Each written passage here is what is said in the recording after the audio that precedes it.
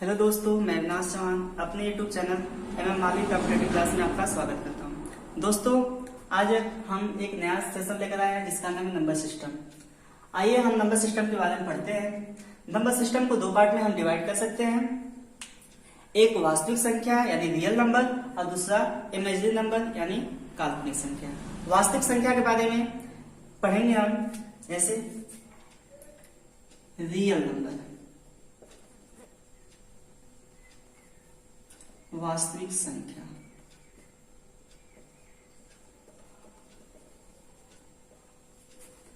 एक होता है इमेजिनरी नंबर,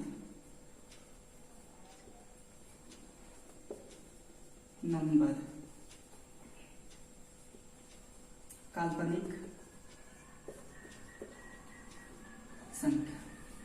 आइए सबसे पहले हम रियल नंबर के बारे में पढ़ते हैं। रियल नंबर होता क्या है? ऐसी संख्या जिन्हें हम संख्या रेखा पर व्यक्त कर सकते हैं। आइए देखते हैं। ऐसी संख्या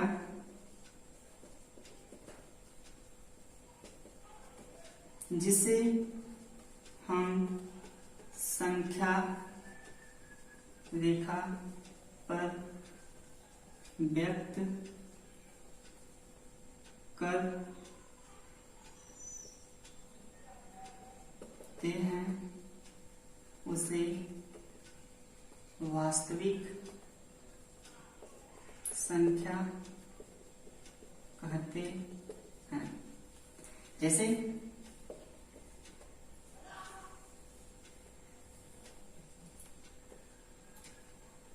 1 2 3 4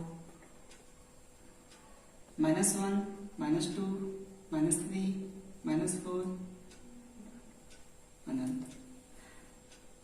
इन संख्याओं को हम संख्या रेखा में व्यक्त कर सकते हैं। ऐसा नहीं कि हम यहाँ पे ऐसे भी कर सकते हैं 0.5 1.5, ये भी संख्या रेखा पर हम व्यक्त कर सकते हैं। ठीक है, आइए हम इमेजिनरी नंबर के बारे में पढ़ते हैं। इमेजिनरी नंबर क्या होता है कि जिसे हम संख्या रेखा पर व्यक्त नहीं कर सकते। जैसे इसको कह सकते हैं, इसकी परिभाषा square root of negative number. इसको कह सकते हैं square root of negative number. ऐसी संख्या जिसे हम स्क्वायर रूट यानी ऐसी नेगेटिव संख्या जिसे हम एक स्क्वायर रूट नहीं निकाल सकते। जैसे देखिए -16 under root -16 under root -19 under root -2, इसका हम स्क्वायर रूट नहीं निकाल। आइए दोस्तों देखते हैं square root of negative number जिसका हम वर्गमूल नहीं निकाल सकते हैं या जिसे हम संख्या रेखा पर व्यक्त नहीं कर सकते हैं। आपने पढ़ा रियल नंबर वास्तविक संख्या और ये इमेजिनरी नंबर। इमेजिनरी नंबर जैसे आप कहते हैं, ये जैसे 4 है, ये आपका वास्तविक संख्या है। अगर इसके साथ हम कर दें -√4 तो ये आपका एक इमेजिनरी नंबर बन जाएगा, यह काल्पनिक संख्या आपकी बन जाएगी। जैसे इसका आप निकालना चाहे तो ऐसे हो जाएगा 4, इसको लिख सकते हैं √16 गुणे √-1।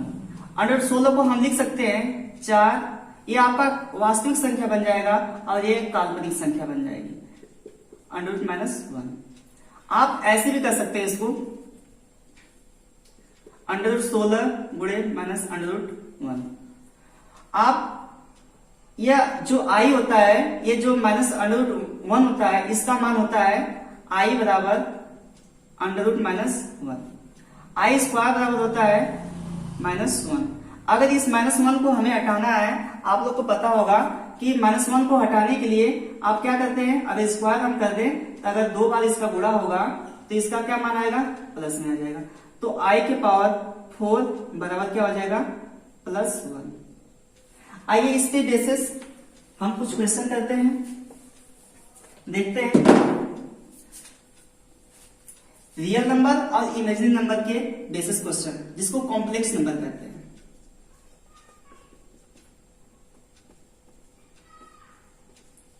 कॉम्प्लेक्स नंबर सम्मिश्र संख्या है।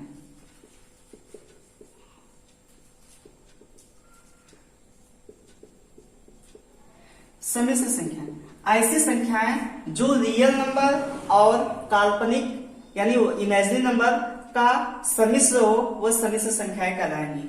जैसे एग्जांपल के तौर पे देखा जाए 4 + 3i, यह आपका इमेजिनरी नंबर है। अगर यहीं पे कह दिया जाए कि इसका मैग्नीट्यूड निकालिए यानी माड,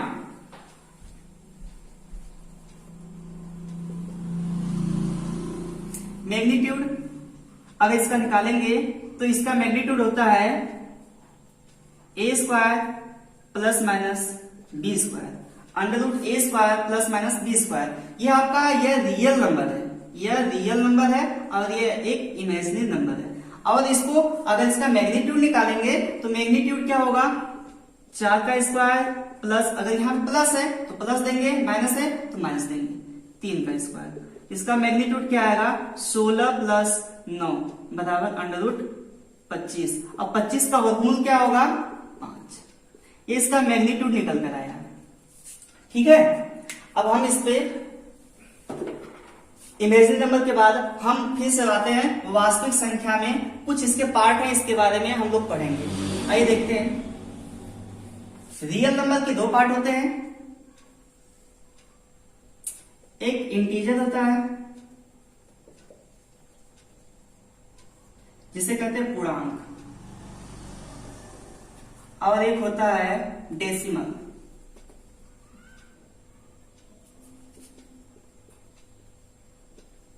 डेसिमल नंबर यानी दशमलव संख्या। दशमलव संख्या हम पहले इंटीजर को छोड़कर डेसिमल के बारे में जानेंगे। ठीक है, आइए जानते हैं डेसिमल होता क्या है। ऐसी संख्या जिन्हें हम दशमलव संख्या के रूप में लिखते हैं। जैसे एग्जांपल तौर पे देखा जाए, एग्जांपल में 0.35, 0.43, ये आपका दशमलव संख्या है। आइए इसके पार्ट होते हैं 2। इसके 2 पार्ट होते हैं, एक होता है टर्मिनेटिंग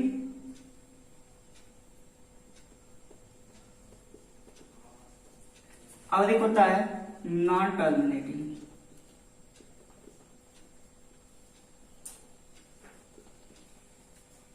एक टर्मिनेटिंग होता है, एक नॉन टर्मिनेटिंग होता है। इसके मीन्स होता है शांत दशमलव संख्या, इसके मीन्स होता है अशांत दशमलव संख्या। आइए टर्मिनेटिंग के बारे में पढ़ते हैं।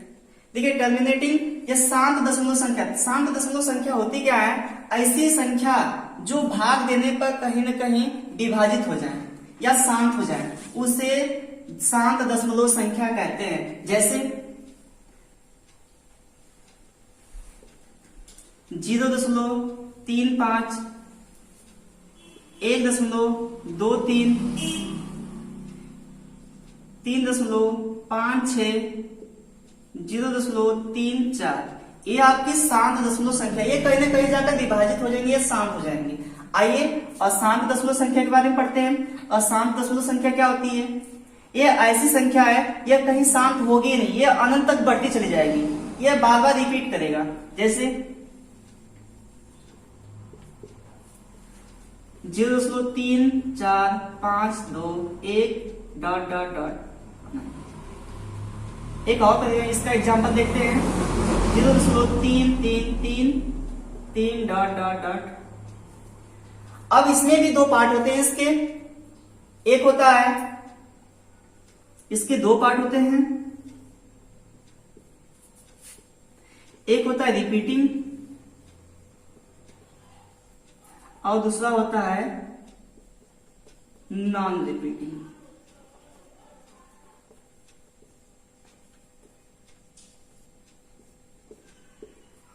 इसके लिए होता है पुनरावृत्ति। ऐसी संख्या जिसकी पुनरावृत्ति बार बार हो, जिसकी पुनरावृत्ति हो। जैसे एग्जांपल में देखा जाए 0.3333 डॉट डॉट डॉट अनंत। देखिए जो यह 3 3 है यह हमेशा बार बार आएगा, इसकी पुनरावृत्ति एक ही संख्या की पुनरावृत्ति बार बार होती है, तो इसको आप लिख सकते हैं 0.3 पर बार। एक और परिभाषा लेते हैं, इसकी एग्जांपल लेते हैं 0.141414 डॉट डॉट अनंत तक, यह अनंत तक बढ़ती जाएंगी। इसको लिख सकते हैं 0. देखिए इसकी पुनरावृत्ति दो संख्या की हो रही है, 1 4 1 4 1 4, इसको लिख सकते हैं 0.14 पर बार। अगर जितनी संख्या की पुनरावृत्ति होगी उतने संख्या पे हम बार लिख देंगे। एक संख्या और लेते हैं 0.313 डॉट डॉट डॉट अनंत। इसमें देखिए इसकी पुनरावृत्ति हो रही है 3 1 3 3 1 3 3 1 3, इसको लिख सकते हैं 0.313 पर बार। अब इसको नॉन रिपीटिंग क्या होती है? नॉन रिपीटिंग क्या होती है? ऐसी संख्या जिसकी पुनरावृत्ति न हो, जैसे 0.133 4 3 2 dot dot dot 0.3213 4 3 1 dot dot अनंत, 0.321 1 डॉट डॉट डॉट। देखिए इसकी पुनरावृत्ति नहीं हो रही, लेकिन इसमें पुनरावृत्ति हो रही है। और जिसकी पुनरावृत्ति हो रही है इन सभी संख्याओं को आप इसको P/Q के रूप में लिख सकते हैं। जो इतनी संख्याएं हैं इसको आप P/Q के रूप में लिख सकते हैं, लेकिन जो यह है इसको P/Q के रूप में नहीं लिख सकते हैं। इसको P/Q के रूप में नहीं लिख सकते हैं। जिन्हें P/Q के रूप में लिखा जाता है उसे परिमेय संख्या कहते हैं। आइए देखते हैं इन्हें कैसे P/Q के रूप में लिखा जाएगा। जैसे एग्जाम्पल में मैंने दिया है 0.35। हमें पता है कि 0 के बाद जो दशमलव के बाद कितने अंक हैं? 1 2। तो हम क्या करेंगे, 1 के आगे 2 शून्य लिखकर ऊपर नीचे गुणा कर देंगे। तो जब ये दशमलव 100 से गुणा होगा तो ये दशमलव अपने आप हट जाएगा, तो हो जाएगा कितना? 35/100। इसको काट देंगे हम तो क्या होगा, ये कितना आया? 7/20। आप इसको P/Q के रूप में लिख सकते हैं। अब इसको भी P/Q के रूप में लिख सकते हैं। देखिए इसको एग्जांपल में 0.333 डॉट डॉट, आप इसको लिख सकते हैं 0.3 पर बार। अब इसका अगर हम बेसिक बताएं तो बेसिक से थोड़ा टाइम ज्यादा लगेगा। आइए इसको ट्रिक से देखते हैं। 0.3 पर बार है, अगर एक संख्या पे बार है तो आप उसके बटा में 9 लिख सकते हैं। अगर 2 संख्या पे बार है तो 999, 3 संख्या पे बार है 999। देखिए इसको लिख सकते हैं 3/9। इसको काटेंगे हम तो 3 1 3 3 3 का 9, 1/3। अब इस संख्या को करते हैं 0.141414 डॉट डॉट। आप इसको लिख सकते हैं 14/99। क्यों? क्योंकि यह जो संख्या है दो संख्या की पुनरावृत्ति हो रही है, 1 4 1 4 1 4, दो संख्या की पुनरावृत्ति हो रही है, इसलिए इसके नीचे हम हर में 99 लिखेंगे। अगर 3 संख्या की पुनरावृत्ति होगी तो 999 लिखेंगे। जैसे इस संख्या को लिख सकते हैं 0.313 डॉट डॉट, इसको लिख सकते हैं 313/999। आइए जिन्हें हम P/Q के रूप में लिख सकते हैं उससे क्या कहते हैं? जिन्हें हम P/Q के रूप में लिखते हैं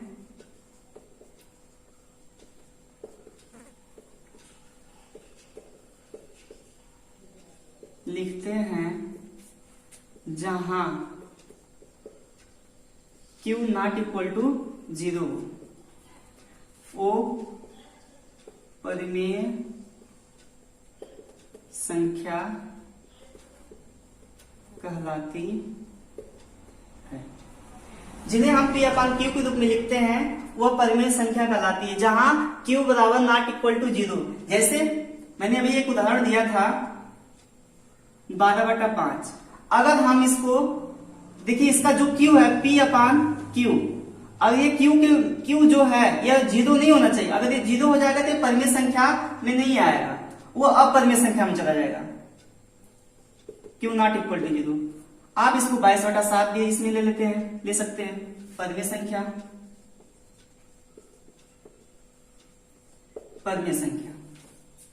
अब जिन्हें हम P अपान Q के रूप में नहीं लिख सकते उन्हें क्या कहते हैं? अपरिमेय संख्या।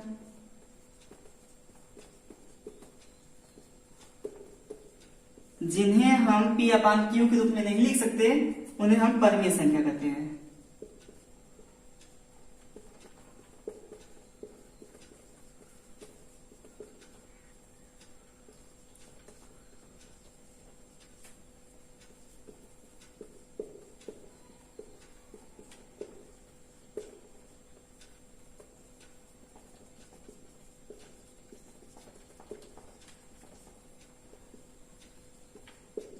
कहते हैं।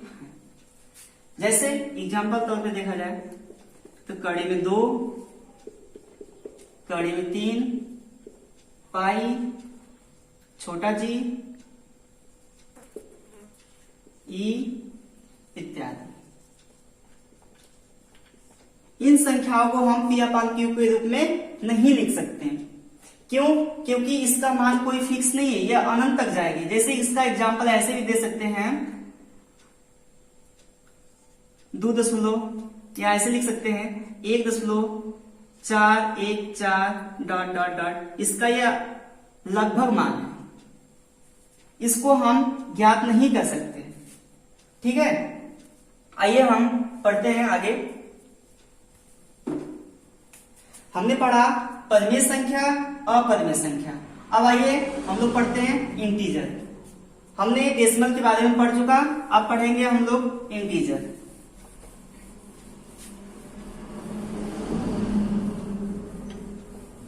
इंटीजर के बारे में पढ़ते हैं। देखिए,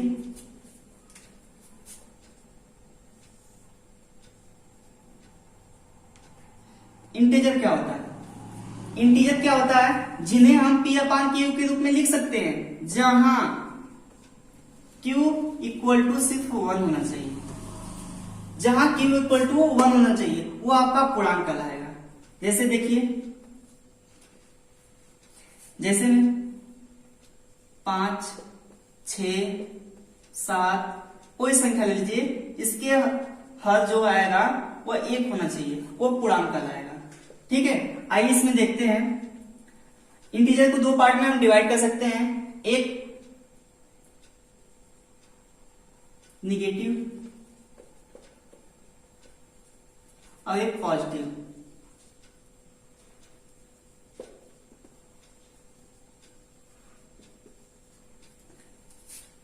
निगेटिव संख्या -1, -2, -3, -4 डॉट डॉट अनंत तक ले जाएगा।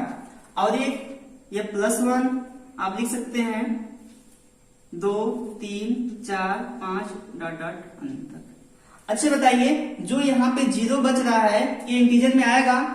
अब ये जो 0 है ये कैसा है? ये धनात्मक है कि ऋणात्मक है?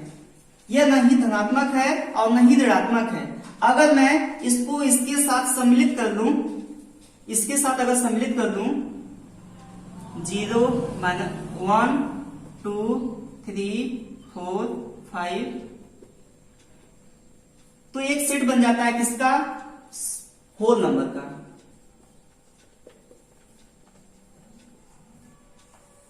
यानी पूर्ण संख्या का।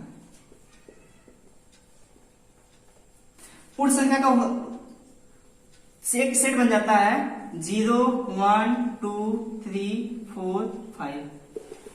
यहां से हमें पता चला कि यह 0 जिसके साथ, यानी ये जो पॉजिटिव नंबर है इसके साथ हम 0 को जोड़ देते हैं या ले लेते हैं तो यह एक होल नंबर बन जाता है।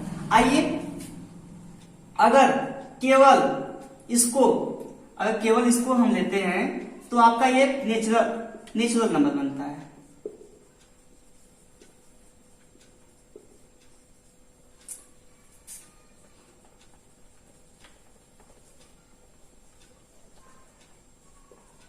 नेचुरल नंबर यानी प्राकृतिक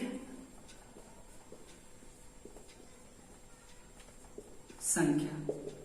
इसकी परिभाषा आप लिख सकते हैं, ऐसी संख्या जिन्हें हम गिनती में प्रयोग करते हैं, ऐसी संख्या जिन्हें हम गिनती में प्रयोग करते हैं वह प्राकृतिक संख्या कहलाती है। आइए हम इसको इंटीजर को पुनः हम दो भाग में पढ़ेंगे। इसको दो भाग में डिवाइड कर सकते हैं आप। पुनः देखिए,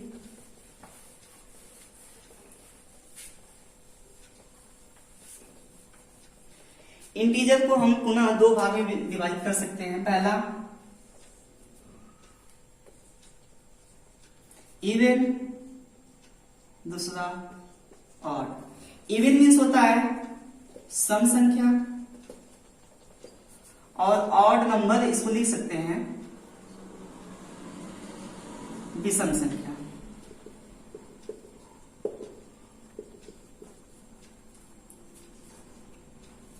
सम संख्या क्या होती है? सम संख्या ऐसी संख्या जो दो से पूरी तरह विभाजित हो जाए उसे सम संख्या कहते हैं।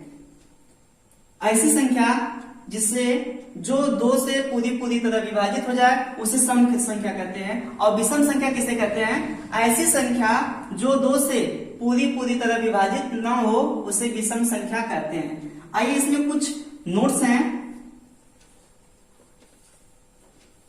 हैं, इसको हम नोट कर लेते हैं, एग्जाम में पूछे जाते हैं अक्सर।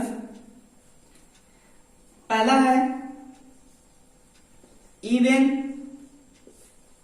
इसमें कुछ और जानकारी ले लेते हैं। जैसे इंटीजर में आ रहा है, इंटीजर में एक जीरो भी है।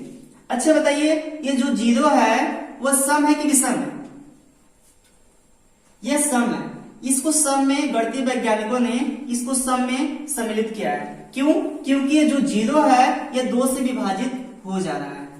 देखिए, 2 0 ये दो से विभाजित हो जा रहा है। आप लोग के मन में चल रहा होगा, दिमाग में चल रहा होगा कि जो विषम संख्या 3 से भी तो जीरो विभाजित हो जा रहा है, लेकिन हमारा ये जो इवन सम संख्या का परिभाषा है वो ये कह रहा है कि ऐसी संख्या जो 2 से विभाजित हो केवल।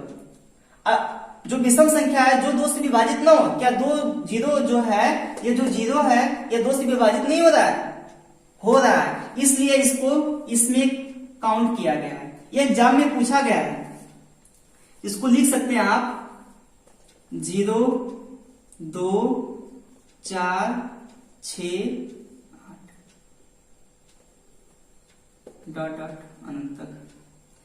आप इसमें 1 2 1 3 5 7 डॉट अनंत तक। देखिए, इसमें कुछ महत्वपूर्ण नोट्स हैं। इवन प्लस इवन बराबर देता है इवन। यानी एक सम संख्या को एक सम संख्या में ऐड करेंगे हम तो सम संख्या ही प्राप्त होगी। अब इवन प्लस ऑड, अगर हम एक सम संख्या को एक विषम संख्या में ऐड करते हैं तो हमारा ऑड प्राप्त होता है, यानी एक विषम संख्या प्राप्त होती है। अगर हम ऑड प्लस ऑड करते हैं तो हमारा एक संख्या कौन सी प्राप्त होगी? एक इवन प्राप्त होगी। अगर हम एक विषम संख्या में एक विषम संख्या ऐड करते हैं तो एक सम संख्या प्राप्त होगी। इसमें एक और चीज देख लेते हैं। यदि एक इवन संख्या में अगर ऑड संख्या का गुणा करते हैं तो हमेशा एक इवन संख्या प्राप्त होती है। अगर एक इवन संख्या का गुणा करते हैं तो एक इवन संख्या ही प्राप्त होती है। अगर एक ऑड संख्या का गुणा करते हैं तो एक ऑड संख्या ही प्राप्त होती है। इसको चेक कर लेते हैं हम लोग। एक इवन और इवन का जोड़ते हैं तो 2 धन 4। देखिए 2 एक हमारी सम संख्या है और 4 भी हमारा सम संख्या है। इसको जोड़ेंगे तो हमारा क्या मिलेगा 6। एक 6 भी हमारी कौन सी संख्या है, सम संख्या है। इसको देखते हैं इवन प्लस ऑड। इवन कोई संख्या लेते हैं, मान लीजिए 4 प्लस और कोई संख्या ले लीजिए 5 बराबर 9। हमारी ये जो 9 है क्या ये 2 से विभाजित है, नहीं, इसलिए कौन सी संख्या है, विषम संख्या है। अब तीसरा देख लीजिए 3 धन हम लेते कोई संख्या 7। अगर हम इसको जोड़ेंगे तो 7 3 10, ये कौन सी प्राप्त हो रही है, इवन प्राप्त हो रही है। तो देखिए एक विषम और एक विषम जोड़ने पे एक सम संख्या प्राप्त हुई। ऐसे ही गुणे वाले में देखते हैं, इवन गुणे ऑड, जैसे 3 गुणे 8 24 आया। 24 एक हमारी सम संख्या है, इसलिए इसका मान सम संख्या आएगा। इवन गुणे इवन तो इवन आएगा ही।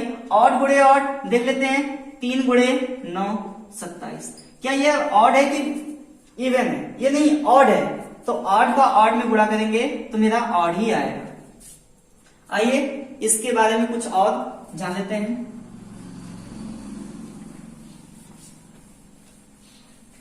इंटीजर के बारे में हम लोग जानिए इतना। अब चलते हैं प्राकृतिक संख्या।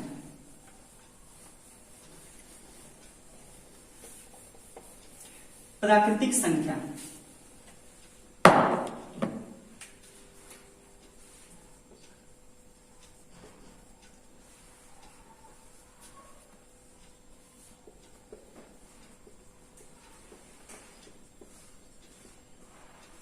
प्राकृतिक संख्या देखिए, प्राकृतिक संख्या के 2 पार्ट होते हैं। पहले हम पहला पार्ट पढ़ेंगे, प्राइम नंबर।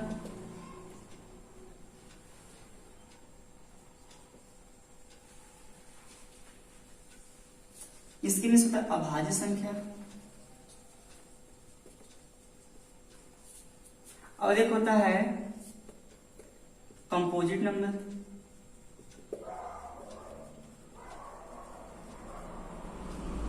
भाज्य संख्या।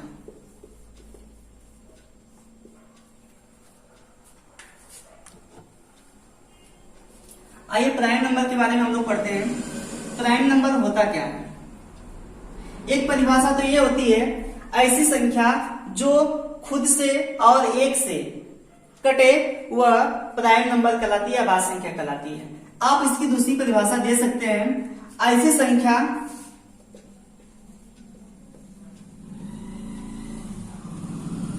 जिनके केवल 2 गुणनखंड हों वे अभाज्य संख्याएं कहलाएं। ये एग्जाम में पूछा गया है क्वेश्चन कि अभाज्य संख्या के कितने गुणनखंड होते हैं? अभाज्य संख्या के 2 गुणनखंड होते हैं। आप इसकी परिभाषा एक और मैंने बताया कि अभाज्य संख्या की परिभाषा ऐसी संख्या जिनके ऐसी संख्या जो खुद से और एक से विभाजित हो जाए उसे अभाज्य संख्या कहते हैं। केवल हम इसमें अभाज्य संख्या के बारे में पढ़ेंगे, उसके बाद कंपोजिट नंबर के बारे में पढ़ेंगे। अभाज्य संख्या होती क्या है? अभाज्य संख्या के कुछ नोट्स हैं, या इसको लिख लेते हैं। 2 3 5 7 11 13 17 19 23 29 अनंत। अब देखिए इसमें कुछ ध्यान देने वाली बात है, इसमें भी इससे भी कुछ क्वेश्चन पुट अप होते हैं, कुछ पूछा जाता है एग्जाम में कि ऐसी कौन सी संख्या है, ऐसी कौन सी अभाज्य क्रमागत संख्या है, ऐसी कौन सी अभाज्य 3 क्रमागत संख्याएं हैं। तो कौन सी अभाज्य क्रमागत 3 संख्याएं हैं? देखिए यह जो अभाज्य क्रमागत ये संख्या है, क्रमागत विषम संख्या, ऐसी क्रमागत 3 विषम संख्या एक होती है 3 5 7। इससे भी क्वेश्चन बनते हैं, ऐसे इसका नोट्स में लिख सकते हैं। नोट्स में इसको लिख सकते हैं 3 क्रमागत विषम संख्या कौन कौन सी होती है? 3, 5, 7। क्रमागत का मतलब जिसके क्रम में अंतर समान हो। देखिए इसमें 2 का अंतर है, इसमें 2 का अंतर है, लेकिन इसमें कितने का अंतर है? 4 का। और इसमें कितने का अंतर है? 2 का। फिर इसमें कितने का अंतर है? 2 का। अब इसमें कितने का अंतर है? 4 का। तो ये क्रमागत संख्या नहीं हुई, लेकिन ये जो 3, 5, 7 इसमें 2-2 का अंतर है, इसलिए क्रमागत संख्या कहलाएंगी। आइए इसके दूसरा नोट्स हम पढ़ते हैं। दूसरा नोट्स है 2 ऐसी संख्या है जो सम भी है और अभाज्य भी है। अब इसका तीसरा नोट्स है 1 से 50 तक 1 से 50 तक 15 अभाज्य संख्याएं होती हैं। एग्जाम में क्वेश्चन यहीं से उठाता है। दूसरा 50 से 100 तक 10 अभाज्य संख्याएं होती हैं। और पांचवा है कि 1 से 100 तक 25 अभाज्य संख्याएं होती हैं। इसको आप स्क्रीनशॉट मारना चाहते हैं तो स्क्रीनशॉट मार लीजिए। इसमें अभी कुछ महत्वपूर्ण टॉपिक्स हैं, उसको अभी हम बताएंगे।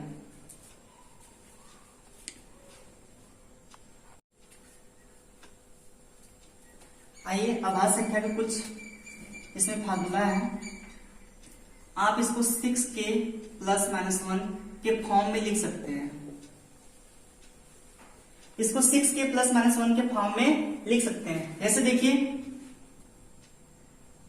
6k का मान कोई रख लीजिए, 2 ही रख लीजिए, +-1 या प्लस करिए 1।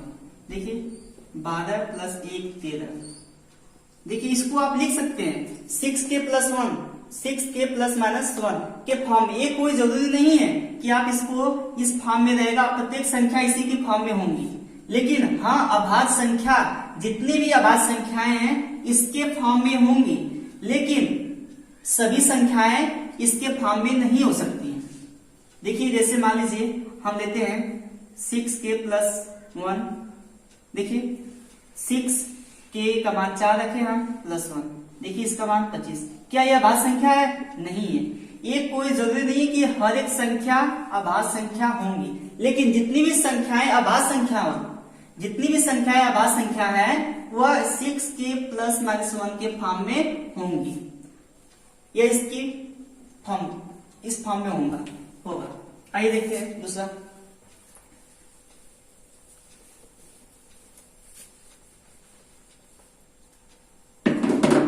आइए देखते हैं ट्विन प्राइम क्या होता है।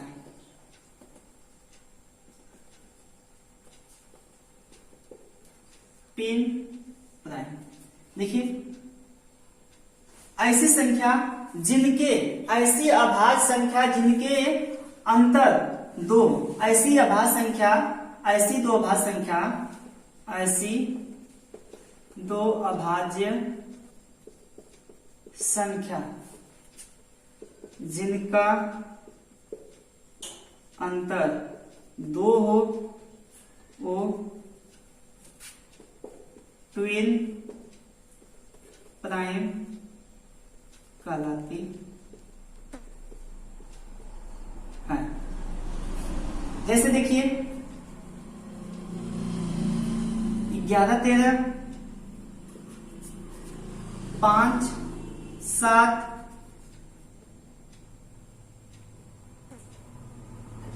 3, 5, 17, 19। देखिए इन सब के अंतर 2 है। 11, 13, 5, 7, 3, 5, 7, 19। इन सभी के अंतर 2 है। यह ट्विन प्राइम संख्याएं हैं। ये कौन सी संख्याएं हैं? ट्विन प्राइम संख्याएं। अब देखिए, अब इसमें हम लोग पढ़ेंगे सह अभाज्य संख्या। आइए देखते हैं सह अभाज्य संख्या क्या होती है। को प्राइम नंबर। आप इसको लिख सकते हैं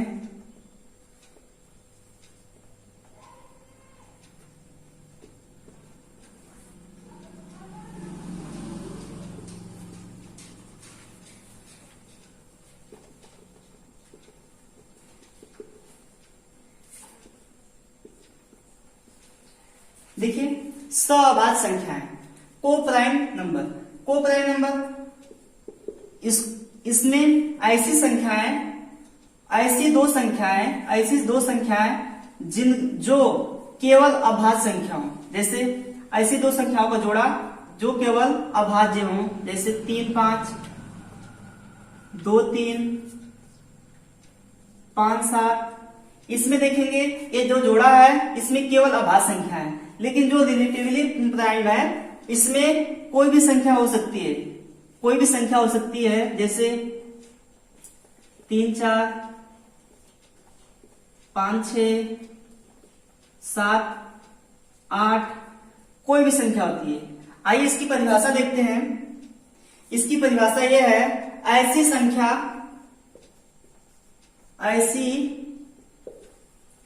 ऐसी दो संख्याएं जिनका मसर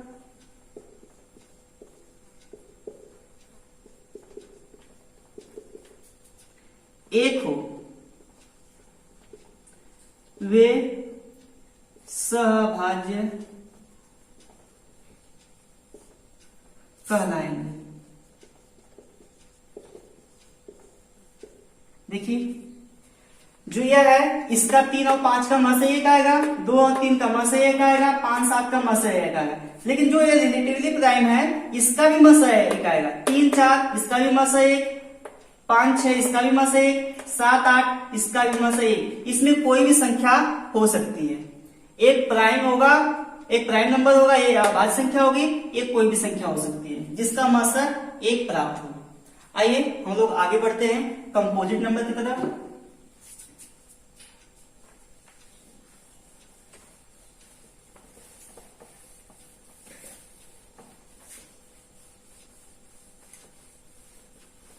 कंपोजिट नंबर। आइए हम लोग कंपोजिट नंबर के बारे में जानते हैं।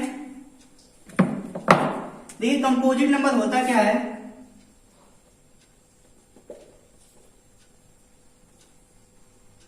कंपोजिट नंबर ऐसी संख्या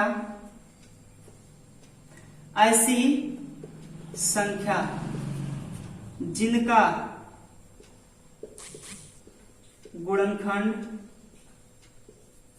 ऐसी संख्याएं जिनका गुणनखंड 3 या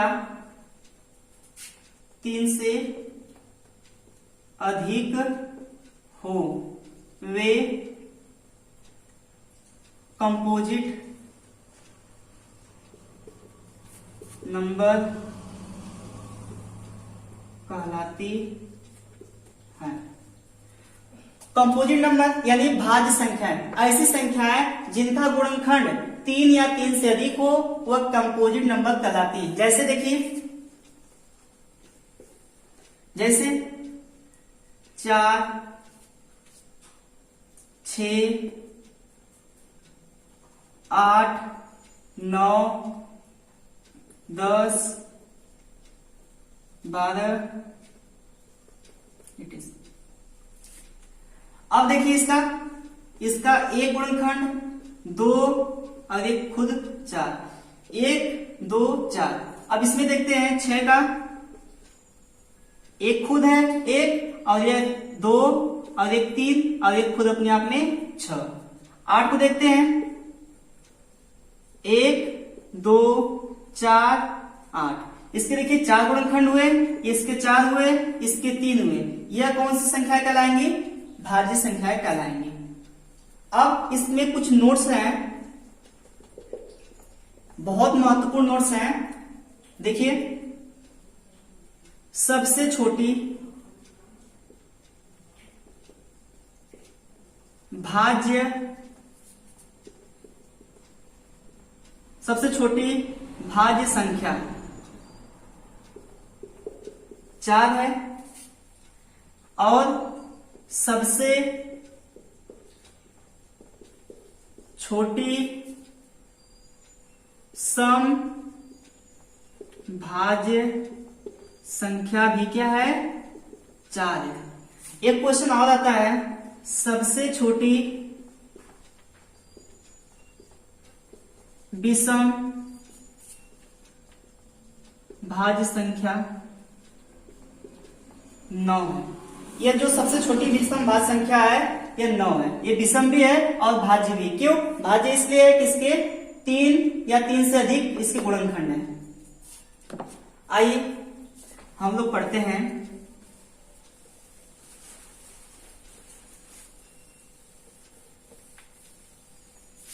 हमने कंपोजिट नंबर के बारे में पढ़ा, अब हम लोग पढ़ेंगे परफेक्ट नंबर।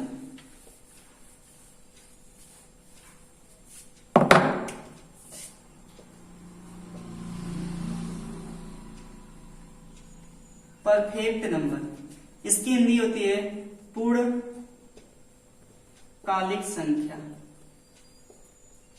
पूर्णकालिक संख्या, इसकी परिभाषा यह है, ऐसी संख्या जिनके गुणनखंडों का योग उस संख्या के बराबर हो। जैसे एग्जाम्पल में देखते हैं, 6 ले लेते हैं। 6 को एक इसका गुणनखंड 1, इसका 2, इसका 3। अगर इसको हम जोड़ते हैं 1 धन 2 धन 3, कितना हो गया? 6। देखिए इसका जो गुणनखंड आया 1 2 3, इसको जोड़ने पे 6 आया, तो यह परफेक्ट नंबर कहलाएंगे। यह क्या कहलाएगा? Perfect number. एक संख्या और लेते हैं 28। 28 देखिए 28 का गुणनखंड करेंगे हम 1, इसका 2, ये 4, एक 7, एक 14। जोड़िए 1 धन 2 धन 4 धन 7 धन 14। अगर हम इसको जोड़ेंगे तो हमारा 28 प्राप्त होगा। एनसीईआरटी बुक के हिसाब से इसमें परिभाषा या एसएससी के हिसाब से, एनसीईआरटी बुक के हिसाब से दिया है कि ऐसी संख्या जिनके गुणनखंडों का योग उस संख्या के दुगने के बराबर है। कैसे? अगर हम दुगने के बराबर लेंगे तो 6 का खंड करेंगे 1 2 3 और एक खुद 6 होगा। देखिए जोड़िए 1 2 3 6, देखिए 12 आएगा। ऐसी ये भी। आज हम लोग इतना ही पढ़ेंगे। परफेक्ट नंबर आप लोग को मैंने बताया कि ऐसी संख्या जिनके गुणनखंडों का योग उस संख्या के योग के बराबर है, उस संख्या के योग के बराबर है। अब इसका नेक्स्ट पार्ट हम लोग अगले वीडियो में पढ़ेंगे। अगर ये वीडियो पसंद आई हो प्लीज इसको शेयर करिए। Thank you.